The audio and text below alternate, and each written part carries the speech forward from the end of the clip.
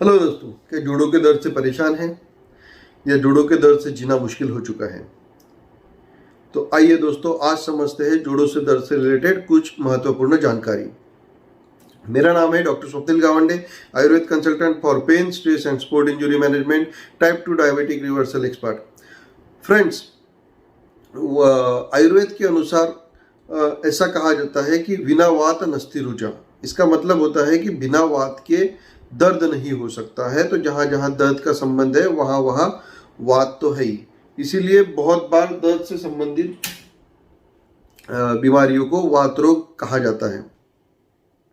आमतौर पर दर्द से संबंधित या पर्टिकुलरली जोड़ों के दर्द से संबंधित दो टाइप के अवस्था या दो टाइप की बीमारियां देखी जाती है, जिनको कहा जाता है आमवात और संधिवात। बहुत लोगों को आमवात और संधिवात इनमें कंफ्यूजन होता है। मैं आज बहुत ही आसान तरीके से आप दोनों का भेद, दोनों का डिफरेंस बताने जा रहा हूं और उस पर उपाय भी क्या करना चाहिए वो मैं बताने जा रहा हूं। एक होता है, आयुर्वेद में दो प्रकार से वात प्रकोप होता है। एक होता है अवरोधजन्य और एक होता है अपतर्पणजन्य। इसका सिंपल लैंग्वेज में कहा जाए तो एक होता है ऑब्स्ट्रक्शन, किसी ठहराव या किसी चीज के ऑब्स्ट्रक्शन या ठहराव, वात का ठहराव अगर कहीं पे किसी जॉइंट में हो जाए तो उसकी वजह से वात प्रकोप होता है या वात वहां बढ़ता है, या तो उस पर्टिकुलर जॉइंट में, उस पर्टिकुलर स्ट्रक्चर में अगर कोई घिसावट होती है, डिजनरेशन होती है, वहां पे डिहाइड्रेशन होता है, तो उसे कहते हैं अपतर्पणजन्य वात। अब हम बात करने जा रहे हैं संधिवात और आमवात के बीच में। संधिवात को टेक्निकली बहुत बार शास्त्र में संधिगत वात कहा गया है। इसका एग्जाम्पल मैं बताना चाहूंगा। जैसे अगर आपको घुटनों का दर्द है तो इसे जानुसंधिगत वात, यानी जानुसंधि का मतलब होता है कि आपका घुटना या नी जॉइंट। तो ये जो जानुसंधिगत वात है, इसका मतलब जानुसंधि में वात बढ़ा हुआ है और इसी को संधिवात या घुटनों का संधिवात भी कहा जाता है। वैसे ही अगर शोल्डर पेन हो रहा है तो इसे कहेंगे हम अंशसंधिगत वात।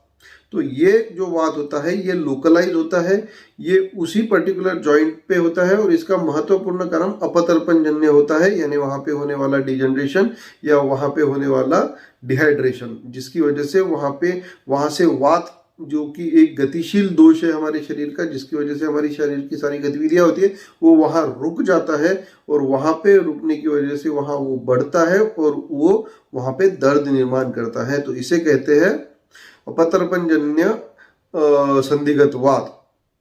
तो इस प्रकार के वात को नॉर्मली संधिगत वात या ऑस्टियोआर्थराइटिस कहा जाता है। Osteoarthritis of knee, osteoarthritis off shoulder भी कह सकते हैं। कोई भी जॉइंट में जहां पे ऑस्टियोआर्थराइटिस हुआ है उसे हम संधिगत वात या संधिवात कह सकते हैं।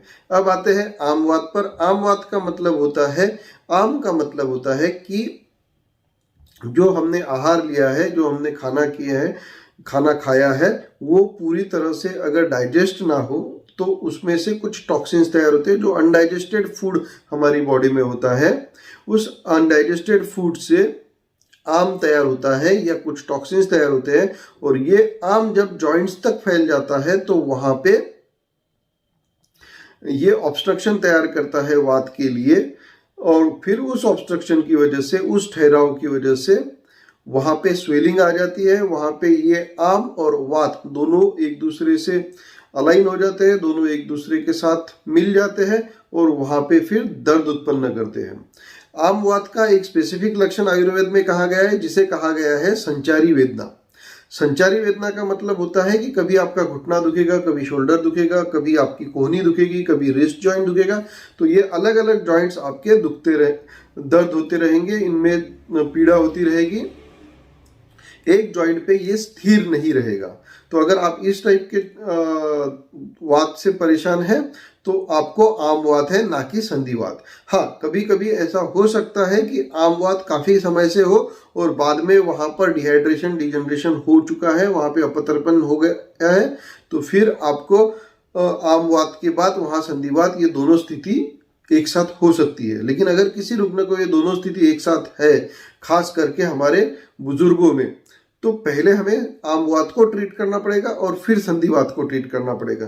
क्योंकि यहाँ पे एक बात समझने की है कि संधिवात में अपतर्पण है, तो यहाँ पे ब्रूहन, यानी वहां पे अपने को न्यूट्रिशन देना पड़ेगा, वहां पर अपने को वहाँ पे हाइड्रेशन करना पड़ेगा, ऑयलेशन करना पड़ेगा। जो जॉइंट्स में जो लिक्विड है या वहाँ का जो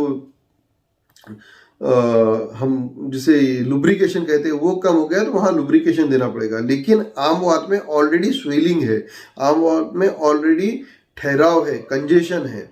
तो इस कंजेशन में अगर हम वहाँ पे ऑयलिंग करेंगे, वहाँ पे कुछ ऐसी ट्रीटमेंट या ब्रूहन करेंगे या न्यूट्रिशन देंगे तो वो और बढ़ेगा।